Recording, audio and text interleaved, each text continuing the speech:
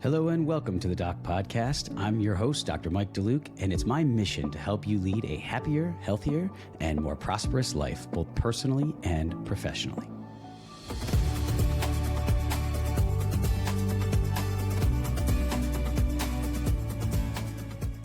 Hello and welcome to this episode of the Doc Podcast.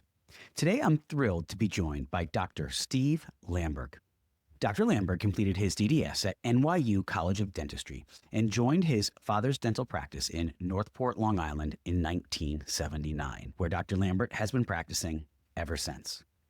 He served as an associate clinical professor at SUNY Stony Brook School of Dental Medicine, where I actually went to dental school, and served as chief of staff at the Jewish Home and Hospital in New York City. He has studied at the Dawson Academy, Misch Institute, and Kois Center, where he currently serves as scientific advisor for airway management. Dr. Lamberg is a past president of the New York chapter of the American Academy of Cosmetic Dentistry, a diplomat of the American Board of Dental Sleep Medicine, the inventor of the Lamberg Sleep Well Appliance, and the author of the outstanding book, Treat the Cause, Treat the Airway. He serves on the editorial review board of Dental Sleep Practice magazine and regularly contributes articles to peer-reviewed journals to help dentists integrate dental sleep medicine into their practices. Dr. Lamberg also formed the Pediatric and Adult Airway Network of New York, or PAANNY for short, which hosts a great annual meeting each spring, and I am honored to be one of this year's presenters. We'll be talking about that during the show.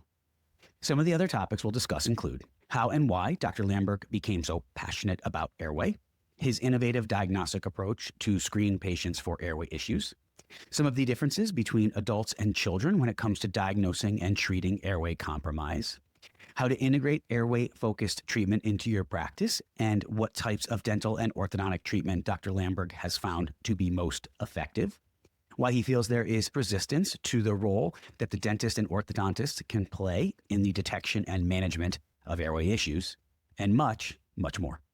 So without further ado, let's get on to today's episode with Dr. Steve Lamberg. Enjoy the show, everybody.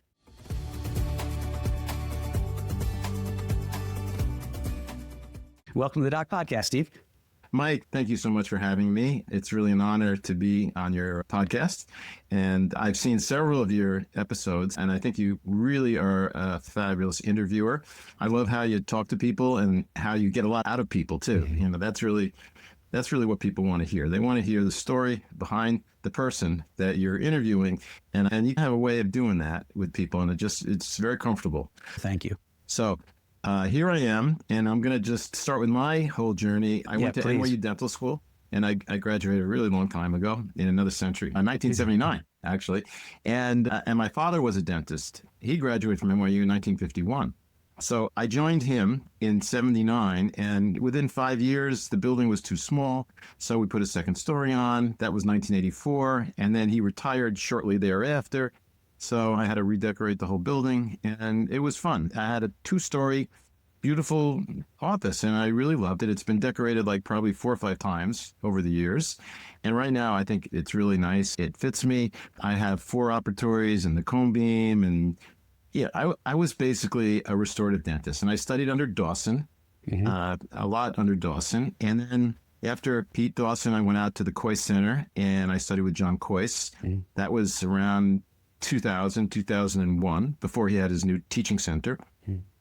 And then around 2004, I had a couple episodes that occurred. So this goes back about 21 years now. And the episodes related to snoring and sleep apnea with a couple of patients of mine. So I said goodbye to Dr. Kois. I need to take a break in the continuum because I was super busy trying to understand what was going on with a couple of my patients. So prior to this, you had no real interaction with patients with sleep apnea in your practice. You weren't doing really anything in that area. Okay. Right. For about over 20 years, I had zero understanding of snoring and sleep apnea. I didn't know what an apnea hypopnea was. I had 2 patients that came to me, good old friends that came, and they said, make me a snoring appliance. Got it. So they brought it to you. They brought their concerns to you, and you were going, what? I wasn't looking for this. You got to be a little crazy in the head to look for this. But so they came, and I made the clear ways. That was the one that Alan Lowe out in the Northwest and Vancouver, actually. He was the one that popularized that one. And Great Lakes Orthodontics made it up in New York. And they told me that was the Cadillac. If you're going to try a snoring appliance, do that. Now, I don't know if you know that Clearway appliance, but it's got a big high rack screw, and it makes the jaw like, it's like there's no tongue space at all. And it makes the upper jaw and lower jaw connected with that big metal frame where the tongue should be. Yeah. So anyway, they both came in 1 week later, and they said, Steve, I can't wear this thing. It's like ski boots in my mouth. They both said the same thing. So I gave them their money back. They're good friends and patients. I can't charge them for that. But the lab's like, hey, you owe us $350 for each one of those. So I'm thinking this is not a good business model. I got to pay the lab, and make nothing. So about 2 weeks after that, another friend of mine who's a primary care physician from right across the street, he came in and he said, I'm keeping my whole family up at night snoring. Can you make me the snoring appliance? No way. And I said, no way. It's not a good business. I can't survive. And I explained to him the situation. Interestingly, he knew the two other guys that I treated, probably a HIPAA violation, of course. And he said, I got a deal for you. And I said, what's the deal? He said, I'll pay your lab bills, and then you can practice on me. He's a physician. And I said, okay, what the hell? You just pay all the lab bills. I'll make you a bunch of appliances. And to make a long story short, he didn't like 6 different appliances. I went through about 6 different ones. And he said, they all are inadequate for me. I can't get comfortable in any of them. So then he's leaving my office on a Sunday. Like, he says, invent me something. So, yeah, I invented him something. All right, get out of here. So but that night I was thinking, after making 6 different appliances, I got the idea of what was going on. I didn't understand it with the tongue, moving the jaw forward, pulling the tongue forward. I started to understand it, and we needed something minimal. So I went to the NTI, and I hung a little stalactite on the NTI. And from the NTI, I made him then that week, and he said it worked, but my front 2 teeth were sore. So I made it from canine to canine, and then ultimately the lower teeth were getting a little bit pushed on by that stalactite. So I made him a suck down for the lower, and he said, I love it. And he wasn't snoring. I didn't know what I was doing. I didn't know about Airway, didn't know too much, but I felt like a mini victory. And I decided at that point to go and get a patent on this. I had this great idea. I still didn't know what an apnea hypopnea was. But so I go to a patent attorney, and he said, go home, pour yourself a glass of wine, get out 3 or 4 sharp pencils, and start drawing pictures of every little thing. So I did. And as I'm drawing these things, I realized, why don't I try the Coisty programmer instead of the NTI? And that way it could rest a little bit on the hard tissue, take a little pressure off the teeth. So that led me to call John, and I said to Dr. John Cois, can I use the Coisty programmer as a foundational piece for the Lamberg appliance? And he said, of course. The anterior point-stop appliances have been used for 50 years in Europe. So it's nothing new. There's no intellectual property. Knock yourself out. So I did. Okay, that was about 2003, actually. And then I had a laboratory that I connected with, and they were able to make the appliance. They made the Lamberg Sleepwell appliance, and he loved it. And it was something that was very easy. We didn't open the mouth too wide. There were Adams clasps, so we could adjust the retention. And it was nice and easy. At that point, I still don't know what I'm doing. And the American Dental Association journal was on my desk, and I happened to open it up, and it said, Dental Sleep Medicine Meeting in Park City, Utah. And it was in June 2004. So I figured, I don't know if I want to go to Park City in June. There's no snow, but I really should learn what the hell I'm doing here if I'm going to be getting a patent and doing this. Because the other problem was, he's a physician, he's primary care, and he started sending me patients, these snoring patients, and I didn't have an understanding really, you know? So I went out to Park City, and I walked into this hotel, and there were 750 people there, dentists, studying dental sleep medicine. So talk about aha moment. It was like, what did I miss? I went to dental school. I studied a lot. I did all the Dawson curriculum. I did all the intro stuff for Cois, and nobody's talking about this. How are so many people here? What is this? Right. What is this? So I learned about what an apnea was and hypopnea is, and I found myself a couple of good mentors, and I traveled to their offices around the country, and I studied with them. And then I came back, And I knew exactly what I wanted. I knew that this was important. I knew that if we don't take care of the airway, that there's going to be all sorts of problems. Mm-hmm. And I knew that I wanted to learn more. So I got on board. I joined the academy. And in 2010, I took the boards. And the boards back then, it was a pretty exclusive little group. Mm-hmm. When I took the boards, now you just pay and you become a diplomate pretty easily. Mm-hmm. And then you become a master after a lot more study. Back then, we had to read 300 articles, a couple of textbooks. Wow. There was no course for it at all, and a 4-hour examination. Wow. And you had to present 20 cases that you worked on it with a sleep physician. Wow. And you also had to have 10 hours in the sleep lab. It was really trying to keep it very exclusive. They wanted to have those 125 people wanted to get the advertising for the academy. You know how those things work. Mm-hmm. The ASCD was the same when they started up. So mm-hmm. it was politics pretty much, but I did it. And then after that, they asked me to help teach a board review class, which of course happened after I took it. And I did that. And in going through all these hoops, it was interesting because I had these 300 articles covering my living room floor. Hmm. And I started understanding that there's a relationship between the airway and all these medical conditions. There was the odds ratio or the hazards ratio, same thing, mm-hmm. of having reflux, of having AFib, of having liver disease, of having cranky pants in the morning, whatever your psychological dysfunction or your immune problems are, there was this connection. And there was one article in particular that stood out to me, and it was, if you have AFib, the odds of having OSA are blank. And the lights went off at that point because I realized, what if I collected the odds ratio of having OSA from each medical condition? So I started hunting, and I found all that information, which was interesting because that led me to make a screening questionnaire, which is really just another type of a medical history form. It's one-page medical history form, and that's the Lamberg questionnaire. Mm-hmm. So there's 19 areas. It covers every specialty in medicine. And the point of that was when you have a new patient, you give them that Lamberg sleep questionnaire, mm-hmm. the Lamberg questionnaire. And if they check off 4 or 5 things, you know that they're a high risk and you should screen them a little bit more deeply mm-hmm. or talk to their physician about getting a sleep study. So I did that. And then I went back to the Coy Center eventually. There was still more continuum to do. He asked me to talk about airway appliances back then. It's about 2013 or so. And he liked the questionnaire. He liked the idea of it. It didn't quite fit into his curriculum exactly. But he liked it. And he asked me to make an interpretation key for the questionnaire. And I said, sure, whatever you like. So I went home and I realized I can't make an interpretation key for the questionnaire, the medical questionnaire, because it would be a book. And I called him. I said, I can't do this interpretation key, but the good news is I'm going to write a book. And he said, that's even better. And so that's the book, which I think you're going to show. Yeah, I got it too. I'll put it up in the links and I'll put an overlay in too.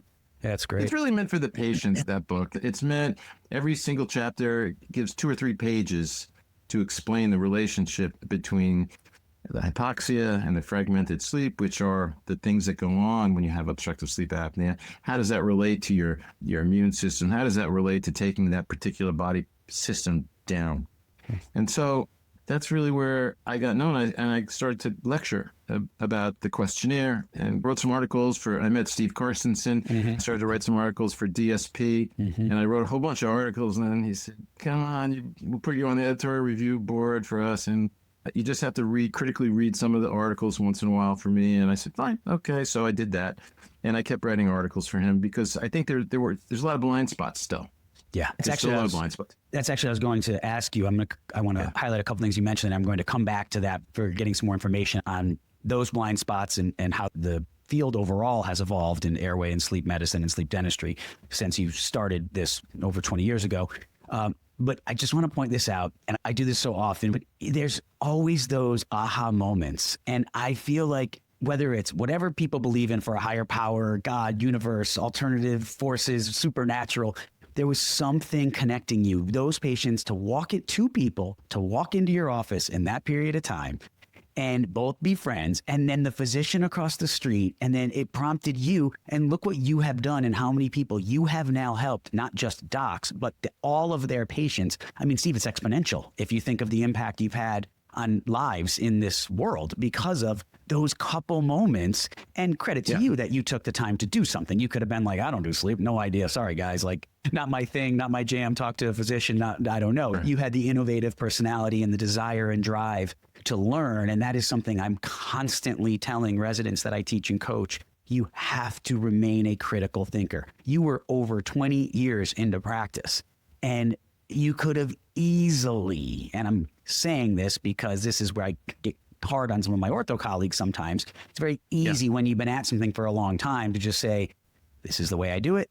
This is the matrix. It's the system I'm in, and I can't think outside of this. And again, credit to you that you were able to see that, and look what it's taken you on now, this entirely new journey. And that's where I'd love to hear your thoughts on where we stand as a whole, as a profession, in your opinion. So going back 2 decades ago, when you were just seeing this, you went to a meeting, you saw 750 people in a room and with a topic you didn't really know anything about. We've come a long way, but as you said, there's still a lot of blind spots. So what do you think, where are we? What would be the state of dentistry and airway? And then where do you see that going as we look forward? Okay, that's a nice question. We have about 2.5 hours left, right? Yeah. All you need, you take it. Yep. I'm sorry, I couldn't resist that one. So yeah, we're in a funny place, and I just have to describe another little piece of my journey, one more layer. Yeah, sure. Please. Because I think that will relate to what's going on in general. We have all these silos, we have silos in orthodontics. We have silos in medicine. We have silos in general dentistry. Everybody likes to do what they know how to do, what they were taught to do, and it's a habit to keep doing it. And to break a habit and to go onto new ground that you're not comfortable with is not the easiest thing. Most people don't do it. Yeah. So there was a gal, Dr. Rena Veke, who I knew from the Kois Center, and she invited me down to Washington, D.C. to speak for a half a day on the airway thing. There was a guy speaking about risk management in the morning, and then I was supposed to do airway in the afternoon. And the day before I went, I typed up a flyer for a 2-day course in my area. And I didn't even have a curriculum, but I just figured I'll give a 2-day course. And I went down, and there were about 35, 40 people at the course in DC, and I put the flyer out on the back table, and then everybody signed up. After the course, the half-day course, everybody signed up for my 2-day course in Northport. And I rented out my yacht club. Anyway, I realized I got to write a curriculum quick. And that was really before we had all these digital files so easily accessible. I printed out probably 40 or 50 articles, and I had them bound for each student that came. And that was how I launched myself as speaking and teaching in this area.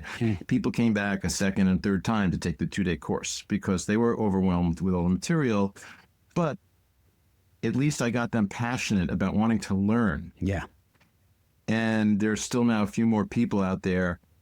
All the scientific advisors were in those initial courses. All of John Kois' scientific advisors, Steve Acker, and also Tracy Wynn, who now has ASAP, you may know.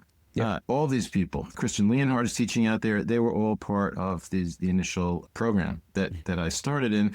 And I really love that. I love that I can pass this passion on and they can take it to another level. And then I want to go off and I want to do something else. I don't know yet what I want to do when I grow up. But this has been, I have to say, it's so satisfying.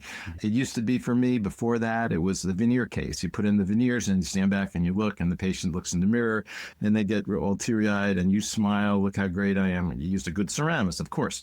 And that used to be very satisfying. But really, when you make somebody healthy and they don't have to take medications for certain medical conditions anymore, I mean, that just blows away the cosmetic dentistry piece. Yes. Because it's better for my soul. Yeah, I say the same exact thing with ortho. Blessed to create a lot of amazing smiles with my orthodontic treatment. None of that compares and fills my soul the way when you have a patient that, in my case, young child, that you detect these issues, give them hope and help them and their family navigate through all of the medical comorbidities and other issues they're facing. there's nothing like it. And it's addicting. Once you do it, and when I see the light, when I in residence where I'm at Nova, when I bring a patient in and I'm teaching them these concepts that we're talking about, and when they get that first one, right, where they ask the questions I've taught them, where they do the diagnostics properly, and they ask the parents, and then parents look at them with that look that we all know, like, how did you know that? And you're actually going to help my kid. They just look at me like, oh my gosh, this is unbelievable. So yeah, that passion, it's contagious once you experience it. Yeah. And I learned a lot from the girls in my office, because I used to, if I had a new dental patient and I saw a sleep problem, I would launch into this conversation about sleep and go down that rabbit hole, and they would just look at their watches and say, hey, just stop. So we'd have to have the patient come back. I mean, it was probably 12 years ago that I finally had my first airway exam visits. I started that. Okay. So interesting. I think if someone's getting into this, you have to understand you really can't take up all of your dental examination time explaining and exploring and collecting data and trying to diagnose and do the assessment of risk and then decide on what would be the best possible treatments. This requires an hour and a half in my office and a cone beam and a lot of other measurements that we take. And most of my staff, they love doing this. And I walk in and they have a piece of paper and they show me all this data that they've collected. That's great. From the cone beam. They do the lung volume evaluation with spirometry. They look peak nasal inspiratory flow meter. They tell me what that is, the blood pressure. They weigh, they measure the person. They find if they have a tongue tie. I've trained them and they love it. They feel so important. And the patients basically have an experience with me where I go in, I get the bite record, and the girls have already scanned the initial scans, and I just do the bite record pretty much and sit there with them, and I can talk to them for 10 or 15 minutes or however much they want, and we have all our records done. So you really need to excuse me for a second. Are those a separate, just because I love what you're saying, because that is a question I get a lot from people is, Mike, how do I even start? Where do I begin? This just seems so overwhelming. So is that, obviously, I think it goes without being said, your team is very well scripted when a patient calls to be able to explain this all to them. What does that look like from a scheduling perspective? Is that where you go in? Is that a separate time? Meaning they take the hour and a half, they get all their diagnostics, and then you review it in the background and set up a different visit? Is that all happening in one day? What does that look like? That's happening in one day. Okay. An hour and they get an hour and a half on the schedule. Okay. So it just so happens the way I do it is probably going to be different than other people. If you have like a big insurance practice, which I don't, I have very few insurances that I really entertain, but it's mostly fee for service. So that hour and a half when the girls are up collecting the data, I'm catching up on my charts and my emails and all my other stuff. I don't schedule another side patient on that time. That's my time to keep up to date with all my charts and everything. Yep. So that's how I work. And and to be honest, I don't see more than 2 new sleep patients ever in a day, because it could be intense to review everything. And then we send, subsequent to their visit, we send out their cone beams for a medical radiologist to read them and see if there's any occult findings that we missed, because we have to have that checked out. Yeah. So and then from there, you spend about how much time on average in that hour and a half? How much are you actually physically with the patient, would you say? Probably a half an hour. Okay. That's a good amount of time. The last half hour. Yeah. Okay. All right. By the way, they have to have a lot of paperwork filled out, all the questionnaires filled out. Beforehand. Otherwise, if they don't have them, my office manager will reappoint them. Okay. Yep. We don't want them to come, because we used to have that. They would come in, and there's a lot of paperwork. There really is. I'll be honest with you. And we teach how to do all this. But if they come in and they start filling out the paperwork in the waiting room, it'll take a half an hour. Yeah. And then there's not enough time to do everything else. So that's not fair to anybody. Yep. That being said, if the person's 75 years old and they don't have a computer, then we tell them to come in a half an hour before their visit, and then we help them with everything. So we have to be cognizant of that. So I think the topic you're raising is implementation. Yeah. And implementation is probably a hard one with this, because not only does the dentist have to have the knowledge and the clinical assistant has to have the knowledge, but if your front desk person, your administrator doesn't know about medical insurance, you're not going to get out of the gate here. It's going to be a non-starter. So we train people. We have a course coming up in September again, in Northport, a 2-day course where the dentist will come with their clinical assistant and their administrator, the front desk person. Okay. And my front desk person has a breakout with their front desk people. Oh, that's great. Can you send me a link to that when it comes out, and I'll put it in the show notes? Great, thank you. I will, yeah. Okay. It's really great because that gives them an opportunity to see what that's all about. Now, we have an easy job in some ways. I think the hardest job is the insurance. Everything has to be predetermined. She's on the phone for hours with these insurance companies. Now, at the beginning, when people are getting into this, there is a little bit of a steep learning curve for the front desk person. There really is. So I recommend using a billing service for the first year. Okay. That way they can help guide her and make sure she has all her ducks in a row. So it's not frustrating for her. Yeah. Because if you have a front desk person that's not willing to get into this, it's not going to happen. Oh, yeah. If it's not the right personality, you stick them on the phone with an insurance company for hours, you're going to lose them. Yeah. Yep. She has to be multitask, doing something else. Yep. Yeah. So there's implementation for the front desk person or the administrator. There's implementation issues for the dental assistant. Can she take a cone beam? You have to train her to do that. And then a full mouth set of pictures. Are there enough teeth? Are the teeth good enough to make an appliance on? What are some of the issues? A lot of these people, they have a lot of problems. Yeah. And a lot of medical problems. We see that over and over again. Some people are seeing 6, 8, or 10 physicians, different specialties. It's kind of sad. Wow. That's intense. And clearly they're seeking out your care because they know you can help them. And you don't have to get too granular on this, but what are some of the overviews of the treatment approaches that you take some of these patients down, and how do they respond?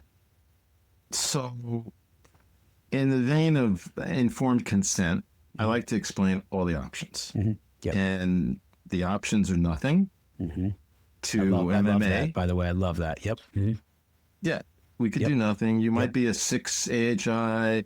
You might have no medications. You might have no dental issues. You might just be snoring with a little bit of apnea, enough for the insurance company to pay for the device if you want to get a device. So we make the oral appliances. And when I started into this, I thought oral appliances were the granddaddy, that was it. That's what we could do. We're going to fix everybody with an oral appliance. And that lasted for me for probably till about 2019-ish. Oh, wow. So a while. Okay, interesting. What changed it?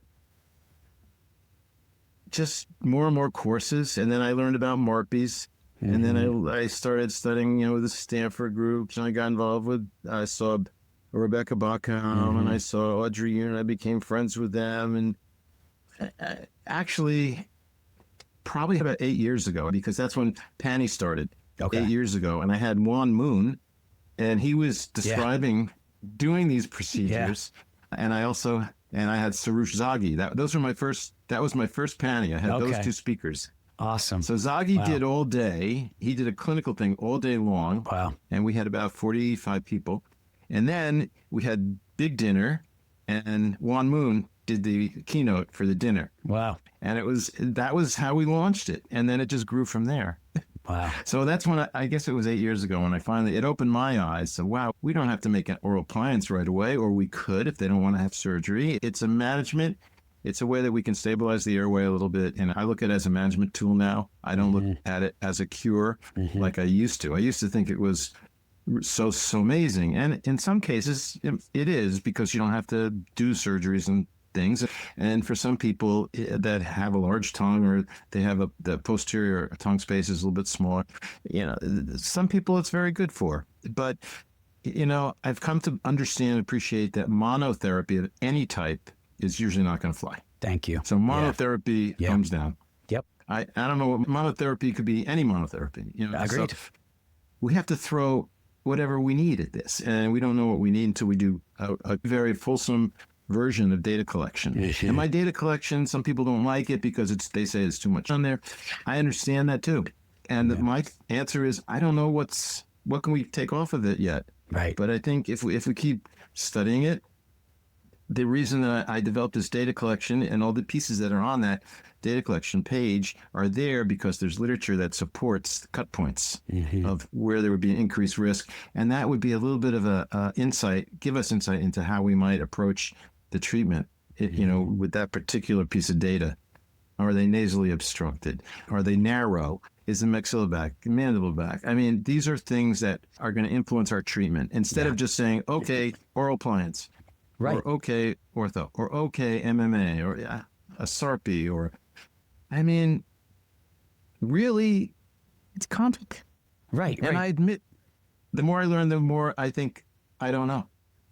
Yeah. But I'm trying hard to break it down and deconstruct it and have a logical workflow so that we don't have to just throw crap on the wall and see what works. And I think trial and error has been the way we've been doing this so far. Yeah. And that's the next big thing for you, for me, and for people that we're training right now, is to help them understand and appreciate how to predict what combinations of treatments might be ideal for their situation specifically. Yeah, I completely agree with that. And that's where we, I think, fall into a bit of a trap as a profession, right? Because we get into this, and it just goes back to what we started talking about before, where a lot of our colleagues wouldn't have, when I was saying they wouldn't have taken the leap you took decades into practice. We get doing something that works in our hands and we're comfortable with, and we like to do it. I think a lot of us who do this, we almost like punishing ourselves, right? You just start to figure it out, but because we're so critical of ourselves and what we're doing, you say, yeah, but, right? It's always, yeah, but there's this one patient and that's how I've always been. It's, yeah, okay, I know this worked in these cases, but I did it here and it didn't. So what's different about this case? And then you start to look more into it. I think it's just an individual like yourself that has a high level of curiosity. Mm-hmm. Curiositas. Leonardo, Thinking Like Leonardo. Sure. That book is amazing. Yep. Yeah. So the curiositas is one of the 7 characteristics. And I think that's what you have. That's what I have. You just want to understand things more. Yep. I don't like to do things I don't understand. So the patients seem to appreciate that. And we tell them, I don't know if the appliance is going to work or not. Mm-hmm. Nobody does. I don't know where to start you. I don't know where your sweet spot is. We do have a lot of luck with it, but hey, we're doing more and more MARPIs. I think expansion is really where it's at. Skeletal expansion is fantastic to create more nasal space and tongue space and aesthetics. So, I mean, that's a win-win when we talk about skeletal expansion. Yep, I completely agree. And that drive for curiosity is what advances the ball down the field in this game. Yeah. Because if we don't, and that is where I often bring up to my ortho colleagues of just be curious. They're just so quick sometimes to just say, we have nothing to do with airway. There's nothing we can do. Hard stop. And I say, okay, I get why you say that. That's what we've always been told. That's what we've been taught. And it's hard to look at a body of work when especially for people who've been out practicing for years, decades, and say, geez, maybe I should have been looking at this a little differently, or maybe I'm missing something. But one example I give, Steve, and then I want to hear your thoughts on kind of the ortho relationship in this, as far as how orthodontists are treating patients younger and some of where our profession needs that specialty. My specialty needs to improve from your perspective.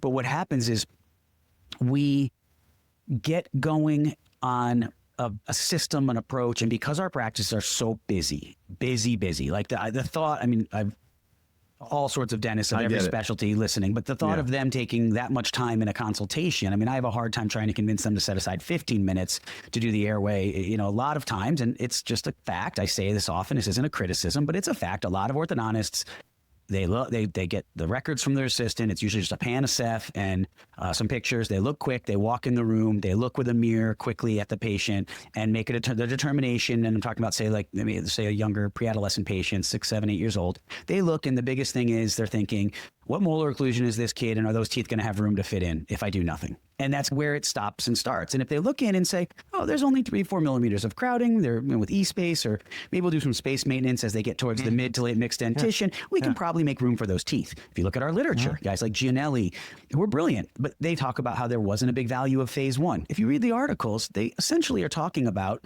whether or not you can fit the teeth in without phase 1. It's not even a debate of, they never mention airway. They never mention the craniofacial growth and development. So it takes someone with a tremendous amount of humility to have practiced a certain way for a long time in orthodontics and have been telling people in your community and patients that this is the way it's done. And then I always give the example, how do you tell that mom who you've treated 2 of her kids already, and you've poo-pooed early treatment, and you've said, nope, there's no room for those teeth, we have to extract, you extract, You go down that path. How do you tell that mom when the third kid comes in and that third kid's 7 years old that, oh no, well now we realize maybe there's some airway implications, and maybe by pulling teeth and not addressing the etiology and the underlying skeletal etiology, we could have some airway problems down the road or not help their airway problems that they already have. That's very hard to have that conversation, because mom's going to be like, well, why the heck did you do that with my 2 other kids? And so no one talks about that side of orthodontia, that we treat families over long periods of time. And if you fundamentally change your philosophy, you have to face that every day you walk into that office. And I'm saying that because I don't want to minimize that. I'm actually giving some grace that it's not easy to do that. So what do you think? Right. What do you, and well, I guess from your standpoint, what would be your advice to our orthodontic colleagues? You've seen a lot of things, and in this you can certainly add in if you feel that not developing those jaws young, and instead, and I always say, I always qualify it with, as far as the extraction and airway issue, I don't look at it as if you physically remove teeth, you cause an airway problem. Like, the airway problem in my mind is there in most of these patients. The teeth being crowded are the symptom of that. And by not redirecting the growth, you are facilitating the problem and not correcting the problem. But again, the thought that you just pull 4 premolars and voila, the patient has sleep apnea that night, I don't know anyone in my arena who said that. I certainly don't say that. It's that the teeth are the symptom. So that being said, do you see a lot of patients who were treated with tooth removal, as some of these patients, I guess that'd be one question, as some of these patients who are coming in? Yes, a lot of the okay. Yeah. If you want to go with that first, I'll ask the second part to that in a minute. Yeah. Well, their cosmesis is a little bit different. Their jaws are a little bit back. That's all. They just, you can tell sometimes just without even looking right away, you can see who's had the 4-by extractions. So I do see that still. And I recently got to see a video about tweed. And I don't know if you sent it to me. I got through part of it, and then whatever reason it was cutting out on me, so I didn't go back to it. But I'll go back to it and watch. Because he was fighting with Angle all the time. Oh yeah. Oh no, I know that story well. Yeah, absolutely. So I didn't know about that story. But Tweed was Angle's student, and they ended up not being simpatico after a little while, and he kind of revolted against Angle. And if you look at the history of the profession of orthodontics, and you look back at Tweed and Angle and where this all started, Angle, who was the founder essentially of modern day orthodontics, he was big on growing faces and not extracting teeth. And you're talking in the early 1900s. He had a quote of all the causes of malocclusion, mouth breathing is the most potent, constant, and most varied in its results. So that was 1907. He said that. So anybody who says that we haven't been aware of this in our profession, but it's very dogmatic. And then Tweed came in, and then Case came in, Calvin Case, and he started the opposite. And so anyway, it hasn't changed. And then you in the UK. Yes, it's been a very interesting journey. So when you see these patients coming in that I guess have had previous orthodontia, where instead of saying they pulled teeth, it could be they didn't address the etiology, they didn't normalize the anatomy, they're leaving these jaws protrusive and these arches narrow. Do those seem to be a lot of the patients that you see coming in that are bruxing and breaking down their dentition and having these other issues, or is it really no difference between them and other patients suffering from these issues? I see some. I don't know the percentage, maybe 10% or 15% of the patients had 4-bys out. I mean, I definitely see more air. Like if I see a 4-by extraction, I'm already assuming that they have a problem. Interesting. Okay. Yeah, so that's the way I'm thinking about that. But I really think that the dentists have to start looking at that, just what you said, that when there are crooked teeth, there wasn't enough room, the jaws weren't developed properly. Right. And the need for ortho is actually evidence that there's an airway problem, that's either it's a orofacial muscular problem, airway problem, the swallowing problem, nasal breathing is obstructed. So immediately when we see crooked teeth, any patient that goes to an orthodontist, then there's evidence that something's wrong other than crooked teeth. Yeah, something's causing it. We're not looking at that. We read the literature on this, but we don't seem to extrapolate that into our clinical practice. We read the literature on Corricini and Enloe and Moss and Harville. Yep. We read all of this, but when it comes to practice, it's like, that's the way the patient's built. That's the way they're growing. There's nothing I can do about it. My job is to focus on giving them straight teeth. And I think, why can't we stop and say, we have the power and the control as orthodontists to be able to go in there young on these kiddos. And some of the most profound cases I've ever treated are the ones I went in young and redirected their growth and development. And I don't know, what would you be your advice? Do you see a lot of cases from orthodontists? I've worked with orthodontists over the years. Or do you think that's changing in that arena? And if so, or if not, where do we go from here to try to do better? Yeah, I mean, I don't really know the percentages. I would love to do a survey of orthodontists and see how many of them are airway focused, airway knowledgeable, period. There's different gradations of this too. Sure. Some might be aware there's an airway issue, but they don't quite go ahead and treat it. Yep. And going back to your script problem, when you already treated 2 kids in the family, there's a 3rd kid that has an issue. What do you say? And I've said to patients, when we know more, we do better. When we know better, we do better. And that's all. That's what do you want me to, I don't want to go backwards and treat like I used to treat. We know more now. We know more what's more predictable. We know about the odds of having obstructive sleep apnea when you're an adult. If we don't treat this when you're young, we didn't know that. How about lead aprons? We're not supposed to use a lead apron on the patients now because it can trap the radiation underneath the lead apron. So are we supposed to not use the lead apron? And then they say, well, how come I don't have a lead apron? Well, we were doing it wrong for all those years. So it's the same kind of thing. We know more, we do better. And that's all you can say. I think all patients will understand that. They have to understand that. I agree. I feel like patients are very understanding as long as we're upfront and honest and admit and don't try to fool them or deceive them, because they're smart and they understand this stuff. And in the orthodontic arena, it's typically their child. So they have a huge interest, a lot of times more than even themselves, with their own care. And when you teach this, what are the main challenges that you face to people implementing it in their practices? We all have that experience. We go to a course, we are fired up, we love it, and then we go back and we have to try to get our team to agree with us and implement these changes, and it messes up our schedule. And so what are some of the biggest challenges that you find happen out there in the real world when you teach people about this? Well, as I said before, it's getting your front desk person and the medical insurance down. That's a big piece. And the other piece is, I would say at the very beginning, schedule an afternoon every week. Schedule one afternoon where you'll see a sleep patient or 2, and separate it from your normal flow, because you don't know what to expect. You're going to get buried in paperwork. It might take longer than you think. I would schedule it. And in a way, I tell people, hey, put the frickin' handpiece down.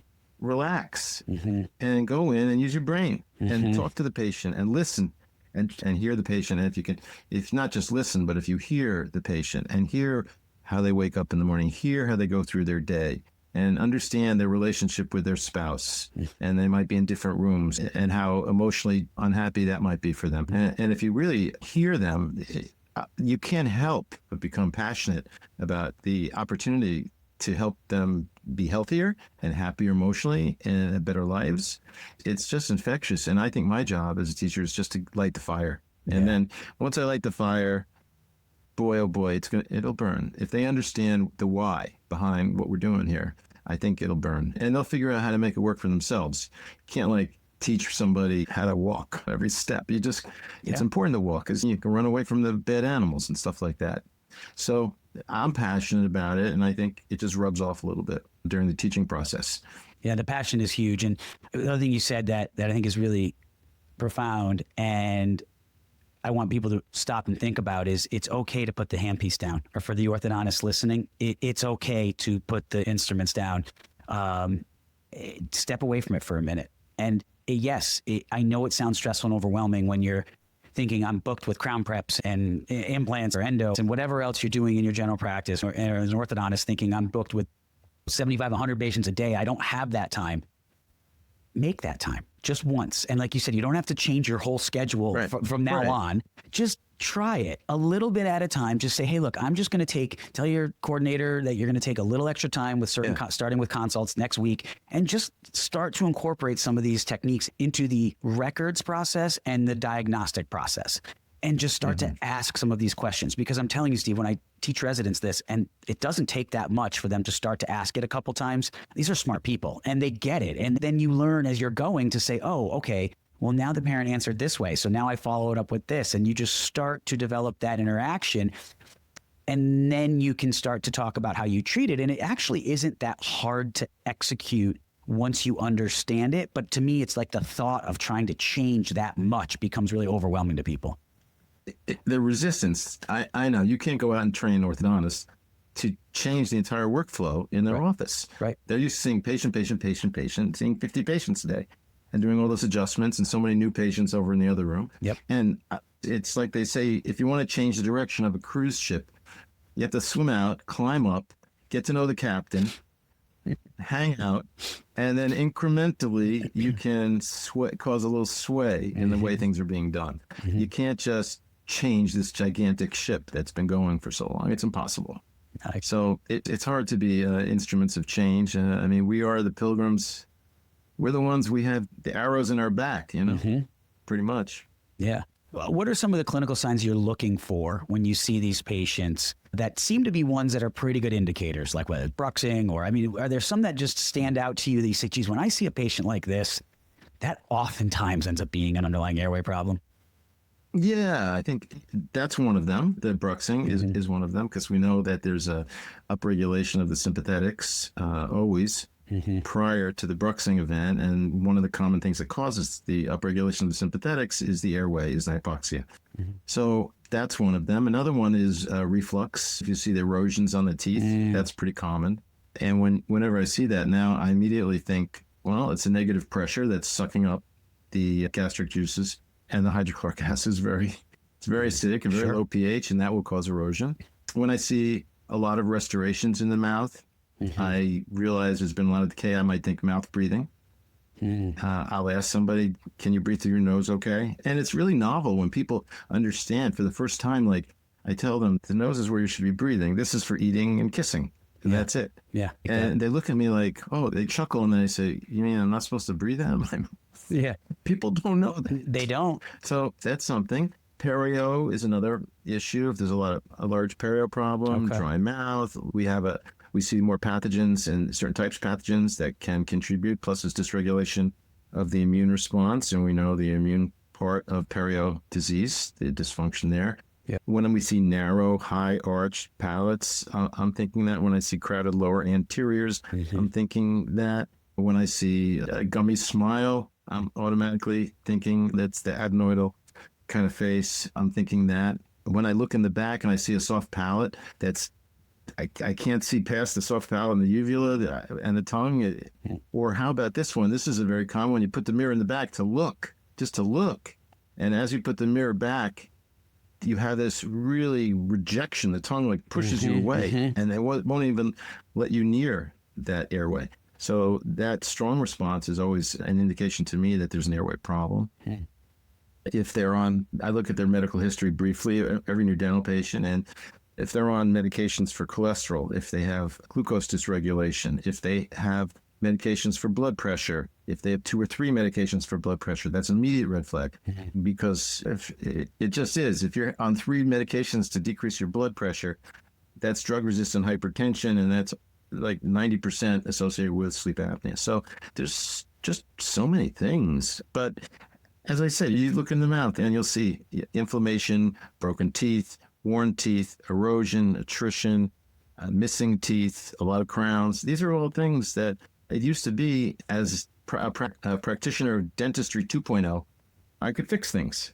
But then it became Dentistry 3.0. The Pediatric reference, love it. Yeah.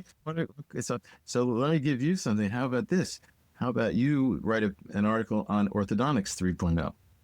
I love it. 2.0. Yeah. We'll get Carstensen to publish that one. He actually just asked me about putting one in there, and we're just talking about the topic. So maybe we can incorporate a little bit of that in the article I'm going to be putting in anyway. So I love it. And instead of just fixing the teeth, you're going to figure out the cause of it. Yeah. And thank you for going through that, because those are some great things that a lot of people out there listening, even if they're involved in this arena, may not be aware of, especially in the pediatric dental and orthodontic arena. They just are not seeing a lot of these adults. And so some of them, and in the orthodontic arena, obviously the pediatric dentists are not. Just to know, because it could be a family member. You could, you might get asked about this by a family member, and you might know that, hey, geez, this family member's on all these BP meds and having these issues. And so it's so important to think about this. And I really do see the field of sleep medicine in general, including the dental involvement, as really evolving a ton over the next 10 to 20 years, in terms of we are going to be able to realize that this is causing more problems than we even probably can quantify in terms of what is actually happening. And we're obviously hyper aware of this. So on that, one of the things I spoke about at Winds of Change, and will also be some of what I put in an article for Dental Sleep Practice, is the thought of prevention. Audrey Yoon had an article out recently on that, and with Doctors Kim. And that to me is really, I'm focusing a lot more on that now in my ortho colleagues when I'm teaching and talking about this and our role, because a big thing we turn to in ortho is, well, they don't have a sleep issue, or either we don't have to go down the whole sleep study issue. We know with children, sleep studies have tons of issues that we can't be relying on them as the only thing we look at. But even so, we tend to think of it like, well, they don't have a major issue right now, so I'm not responsible for doing anything. And I'm trying to change the way they think to say, but if this person, if you leave the anatomy to be the way it is and constrict it and narrow, we know, and you can call it correlative, not causative if people really want to, but it still is a strong correlation that patients who are older and suffer from sleep apnea have narrower arches, higher vaulted palates, less tongue space, protrusive jaws. It'd be hard to prove or take the stance that you don't see that more often in patients who have these. You do. You do. You get this behavior there, structure, function, and behavior. Completely. So behavior, low tongue posture. So if we can do things to prevent that as orthodontists when they're younger, why do you think that is such a hard sell to orthodontic colleagues? No, it shouldn't be. It just really shouldn't be. It's just like the habit of the profession. It's how people were trained and how they practiced for 20 years, and they have to get more curious about that, I think, and they will. And I'll add one other thing. I think we have to add a layer here for the general dentist that's getting into airway. Mm-hmm. You might see these kiddos, and you might hear Healthy Start or MyoBrace or any of these other systems, and that might be like, wait a second, I'm on overload here. I don't want to be responsible for the jaw development. I just want to refer them. And so I really push a lot of my students to just make referrals, get tight with an airway orthodontist, and make the referrals. And there's going to be plenty of dentistry for you to do. You don't have to become an orthodontist when you're going to sleep apnea treatments like what I do. You can make oral appliances. You can get to know a lot of ENTs and pulmonologists and orthodontists and PTs and all these other people and work and collaborate with them. I hate the word collaboration, but you can work and refer. We have referrals. People go to 2 or 3 different referrals every new patient practically. Yeah. And that's just the way I operate, because I don't want to be an orthodontist, especially on a growing child. To me, that's complex because you're expanding, and then you have to then go to the next stage and the next stage and follow their whole growth and development. To you, that's what you do. That's your profession. And so I encourage the general dentist to work and to find an orthodontist who is the kind of orthodontist that you're talking about, that doesn't resist that embraces that. Yeah, and is willing to, if they don't do it or haven't done a lot of it, get the education and be open to it. And we keep this kind of the common theme here, is be open to the change and what might be and the possibilities and the challenges.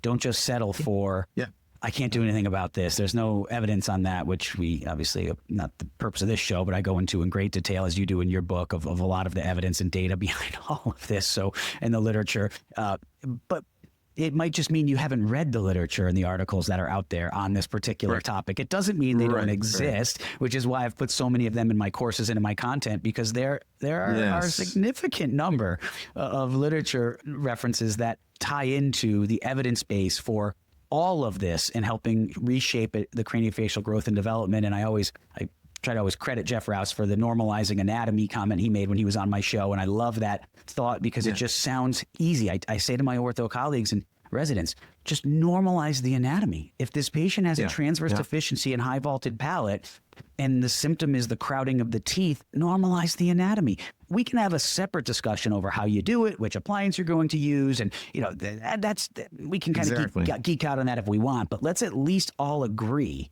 that if a patient has abnormal anatomy and they're a vertical grower, long face, and that we can, and I'm saying that definitively, not in a question form, we can change that.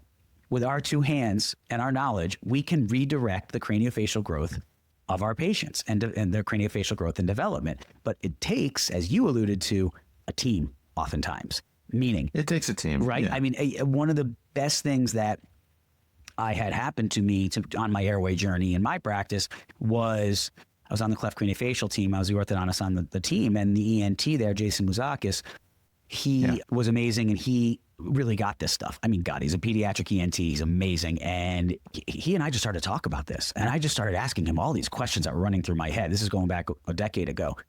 And it just started to get clarity. And then I said, Jason, I have a cone beam on these patients, and I noticed their adenoids are big. Can I just send them right to you? And he's like, absolutely. So he started teaching me what to look for and what to screen for. And then he started sending me patients when he'd see patients whose adenoids weren't significantly obstructive, but they have these airway issues and maybe they don't have any obstruction in the nasal passageways per se, or he'd give them a nasal spray or something and say, go see Dr. Mike because you've got narrow arches with high vaulted palate and crowding. And it created this amazing team interaction. And then we involved one of our allergy colleagues, and it just became this comprehensive service. But I find it's a big struggle for a lot of practitioners out there. I hear it all the time, Steve.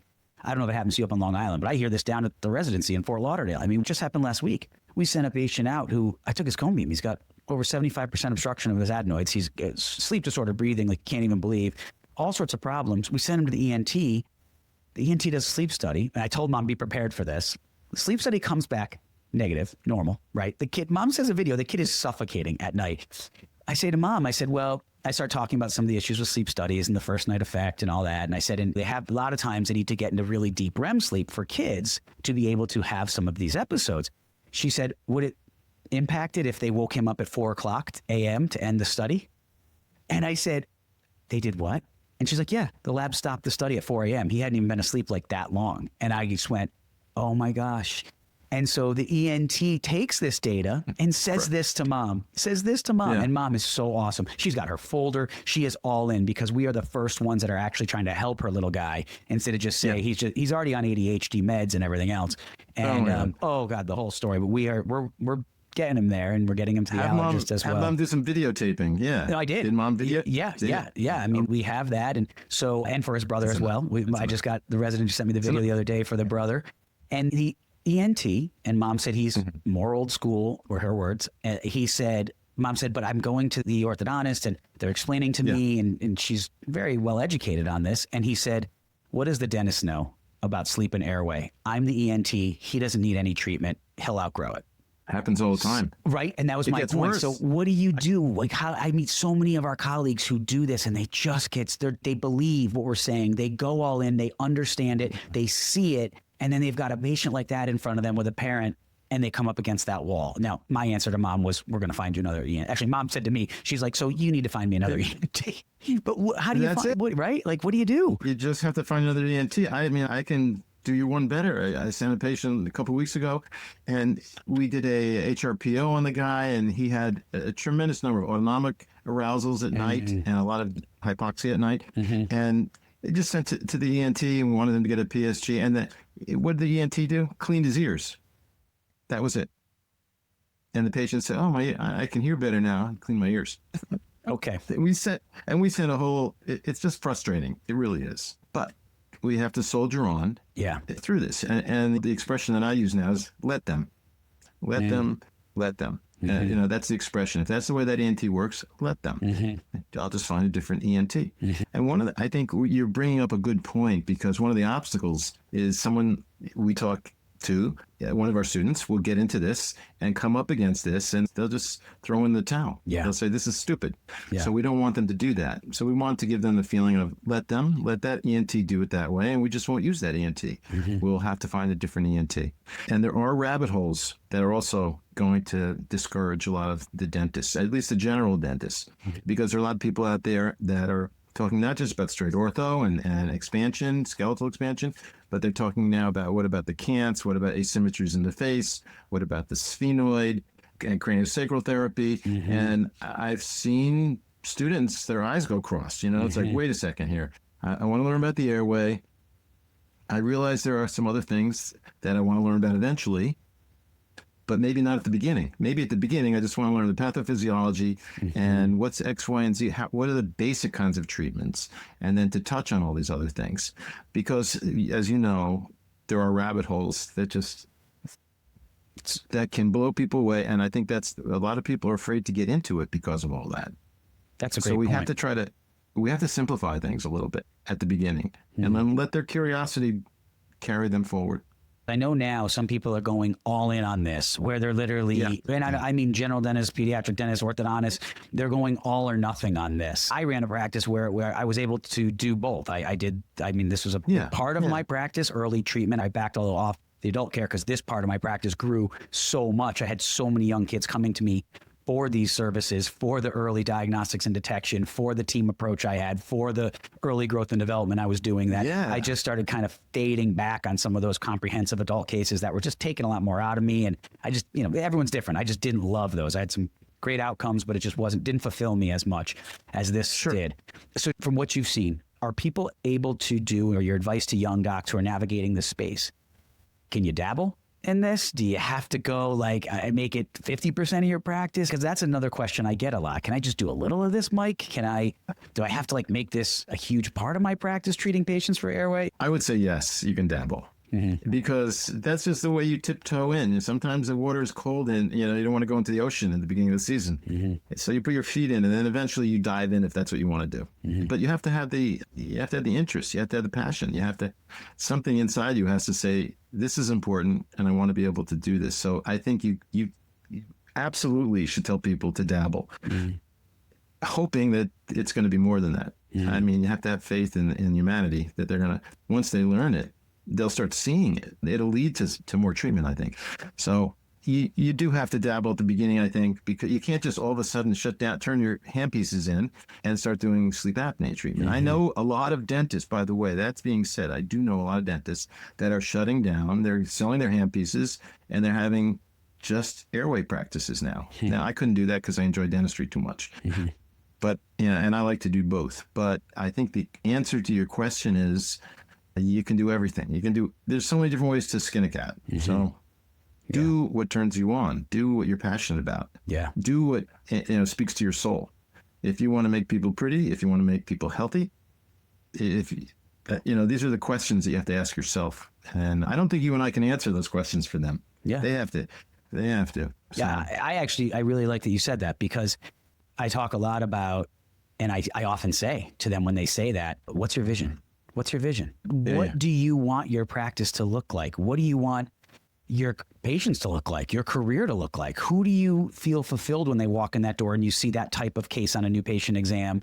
Or which ones you're like, oh gosh, don't want to deal with this type of case, and don't walk away from that. And not that you're going to be able to pick and choose every case, especially early in your career, but you can start to set your practice up however you want. And I that's think so. Right. Yeah. I mean, it ultimately, dabble initially, test out those waters. I love the analogy of dipping the toes in there to the cold water. And you know what? You might find this isn't for you, but at least then, the way I look at it and what I explain to people, at least then you are aware of it. You're cognizant of what this all even is because you've gone on an educational journey, and then you can recognize it and find some people to get that patient to for the appropriate care, right? Exactly. They have to get the why first. Once they understand why they're doing it and the importance of it, then they'll take over for sure. And it might be different, by the way. Your answer might be different for an orthodontist versus a general dentist. Like if you're teaching an orthodontist, that would be difficult to dabble, because if you believe that airway is it and you have all of the tools right there. And by the way, I wish I was an orthodontist. I really do. If I had it to do over again, I would have gone to ortho, because I think that's the epicenter of the whole growth and development right there. And there's so many controls that you have. So I think dabbling as an orthodontist would be a little bit more difficult to do. But for a general dentist, 100%. Yeah. And I tell my orthodontic colleagues too, what happens is when you go in young on these cases and help them grow and develop, you don't have as much heavy lifting to do when they're an adolescent. And if they need a second phase, it certainly isn't as complex, which is wonderful in a lot of ways. But if you really enjoy moving teeth, right, you're not going to get that as much. So I tell people, as you said, always be aware and run through the diagnostics for every patient, looking at these airway parameters, understanding the signs and symptoms and comorbidities. But you don't have to worry that every patient you're going to see is going to be some younger kiddo. You're going to get plenty of people who walk in for the first time older than that. There are always going to be people who are going to walk into your office for the first time at 12 or 13 years old, or 20 or 30, and you can focus on straightening teeth. And you're going to have a lot of complicated cases. You're still going to have people walk in with impacted canines and impacted second molars and all sorts of other things where you can enjoy the tooth movement, right? Yeah. Yeah. And then you have the knowledge that you could have prevented all that. That's such a great point. Right. And then you say even more evidence because you look at the patients you're treating in phase one. And as you do that for 5-7 years, those kids grow up to be those teenagers that you look at and you notice they don't have impacted second molars. They don't have impacted canines. And you're like, wait a minute, I actually kind of like this preventative thing. And therein lies the 3.0, right? The Ortho 3.0. The Ortho 3.0. All right, you're writing your article here. I have to now. Yeah. So before we finish it up, talk a little bit about PAANNY. I know you said you talked about what started it and how it started going back, about 8 years ago now with Suresh and Juan Moon. How has it evolved since then? And what is it? And I did say in the opening, I'm part of it and honored to be asked to be a lecturer this year. So just talk a little bit about the conference. So the conference this year, I think we just spread it out a little bit. We've opened the tent and we've taken more different kinds of people into the tent. Mm-hmm. Stanley Liu is going to be talking at this event on May 2nd on Friday. Mm-hmm. And he's going to talk about surgical approaches. We also have Alfred Jacobowitz is going to be talking. He's an ENT and he's going to be giving a discussion on what ENT procedures he does in his office. So frequently I'll have a patient and I'll say, hey, you're nasally obstructed. You need to have your turbinates reduced. You have a big deviation in your septum. And they say, oh, do I have to go to the hospital? Is it like a major surgery? And the thing of it is, a lot of the procedures can be done with coblation procedures now in the office. So I'm not going to get into the details on that, but he's going to spend an hour speaking about all of the procedures he does in his office. Cool. And so that will give it, some idea of some of the options available. And then when you're collecting the data, it's going to start to make sense. You know what's available for treatments, and then you're looking at the data and you can connect the two. We also have Herman Ramirez, who's the chair of the ortho department in Toronto, in the postgrad ortho program there. Mm-hmm. And he wrote the book in 2001 or 2 on childhood malocclusion. Mm-hmm. He just has a new edition of it, just came out recently. I'm looking forward to reading that. And we also have Beth Lamberg, and she's a PhD, and she talks about the problem, the epidemic of childhood chronic diseases. Mm-hmm. And so it's a big advocacy group. So that's a little bit off the typical stuff that we do, but she's going to do a 20-minute discussion. And I think there might be people in the audience that would be interested to see what can we do for the demographics for the kids. Mm-hmm. Why do we have such a problem with chronic diseases today for the kids? It's chronic. It's epidemic. Mm-hmm. Stefan Decker is from the UK, and he is the #1 aligner therapy person in Europe, actually, and he's coming over. So I'm looking forward to this. I've heard him before. He's very passionate, he's passionate. Great. He shows a lot of cases, and it was a lot of fun.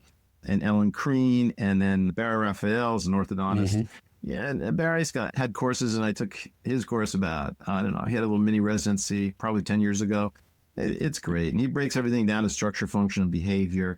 He's an orthodontist. And I think as a general dentist, it's really great to see that type of thing. And so the whole day is just, a little bit of everything. And what we did add 2 years ago, we started a myofunctional therapy night on Thursday night. So we wanted to invite these myofunctional therapists, but we know that the dentists don't want to necessarily sit there and listen to, half a day of myofunctional therapy and SLPs and all that. Mm-hmm.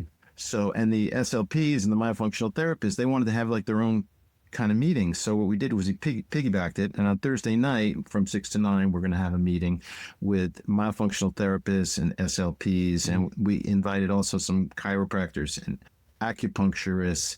And we also have some postural restoration people and craniosacral people and all the adjunctive therapies that these are all perhaps rabbit holes for some people, but not to be scared, just to learn these are all other therapies. So when you do collect the data, you got more arrows in your quiver. And these are all the different people that can help you with these cases.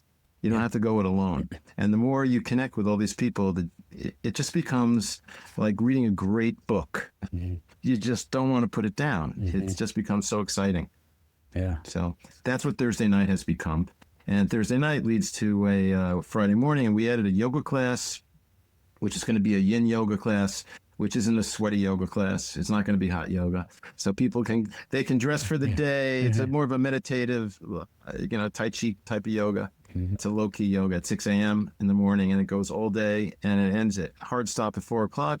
We switch rooms and go to a big cocktail hour where people get to schmooze. There's plenty of schmoozing all day long, lots of time and opportunities to meet with the exhibitors. The exhibitors are going to be in the same room as the meeting, so it'll be really great for everybody. But it's slowly become a little more broad. That's all. I think we've just broadened our field of view about what we can do, all the different options of treatments. Yeah. And along the way, we have to explain a little bit what we're doing. What is obstructive sleep apnea? Not much has changed, really. Although that being said, I should say there are new things coming out in our understanding of obstructive sleep apnea. For instance, instead of just looking at the apnea-hypopnea index, we can now, there's different ways to look at the hypoxic burden. And that's very exciting because some people could have a high apnea-hypopnea index, but they're not very long events perhaps. And maybe they don't have a big hypoxic burden. And another person might have a few events and they might have a big hypoxic burden, but a low AHI. So there's the hypoxic burden. There's also now an autonomic burden. So how many times were you having a upregulation of your sympathetics during the course of the night? And what proportion of the night? And so we have more windows. So the simplification from the days of Gimeno, and I have to say, what a wonderful man he was. I wish I knew him. I only met him once at a meeting, but the number of people that he inspired. It's amazing. He brought passion to. It's just that alone. And that goes back to what we started with. You just have to build the passion, build the fire in your students, and look what he did. And I was just out there, the WDSS that Audrey Yoon gave, and I got the tour of Stanford, and they still have his lab coat there, and the initial CPAP machine is right there in his office, and it seemed like it was a museum. It was right in the middle, in the clinic. They had his room still, and it's like a church in there. It's so wonderful what he did. Yeah, I wish so much that I got into this on a more public forum a little after he had passed, and so wish I had the opportunity to have met him and or seen him speak, because it's just, talk about a visionary and a guy who is just unreal. It's unreal. Yeah. It was terrific. And then the legacy is just ridiculous. And I think you'll be one of those people to have a big legacy as well, because doing what you're doing right now and spreading this information to general dentists and to orthodontists, and to try to understand, you're not dogmatic, you're Switzerland, you really are. And you're just trying to put information out there and understand the difficulties of embracing it and actually working on it in individual practices. And I think the more you do this, people will start to let their defenses down. And I think they'll be more open to it because of your style. I appreciate that very much. Very humbled by those comments. And that's my goal. I just want to shed some light on this and inspire people, because I know what it did to me, for me, and my patients. And as I've gone more on this journey and encountered others who have had a similar journey, it just becomes more and more of a passion of mine. So I appreciate that very much. 100%. And then how can people get in touch with you? I'll put a link to the PAANNY. I'll put a link to the book. Anything else as far as how people could get in touch with you if they want to reach out? My email is stevelambergdds@gmail.com. Perfect. I'll put that in too. Awesome. Pretty simple. Yeah, great. Well, anything else? Not at all. Questions? No, that was great. That was a quick hour and 15 minutes. I really enjoyed that. Wow, that went fast. It did. I know. I looked down. I was like, oh my goodness, and I want to be respectful of your time as well. So I just really, really appreciate, Steve, the time you've taken for this whole journey. Really, just acknowledge you for what you've done. You've done a lot, and people early on in my adventures, I heard your name and going back years, and that you were someone who was really pushing the envelope on this and just constantly innovating and creating many, many years into your career. So we need people who have been doing this for a long time to lead us, and it's our job as that next generation up to take the torch and run with it. But you've blazed a lot of trails and taken a lot of arrows that make it possible for me to have the forum that I have. So thank you. Thank you for doing what you do. You're making a difference. You are making a difference. Well, thank you. Right back at you. So, well, Dr. Steve Lamberg, it's been an absolute pleasure, and I look forward to seeing you in a couple months up in New York. I'll see you. All right, see you in May. Take care, bud. Sounds good. Okay, bye-bye. Bye.